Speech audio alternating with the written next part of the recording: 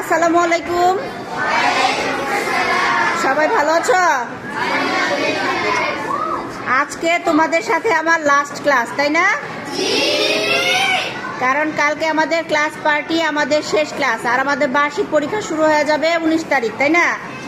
তারপর থেকে পরীক্ষা, রেজাল্ট, তারপর নতুন বছর 2026 সাল, না?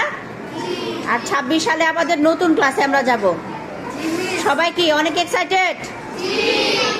তোমাদের সাথে আমার আর দেখা হবে না, ভালো লাগছে? খারাপ লাগছে? কেন?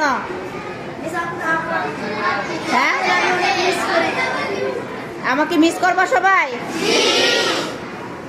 আমিও তোমাদের অনেক মিস করব। তোমরা ভালো থেকো সবাই, ঠিক মতন লেখাপড়া করো, ঠিক আছে? আর ভালো করে পরীক্ষা দিও, ওকে? ঠিক আছে, আল্লাহ হাফেজ।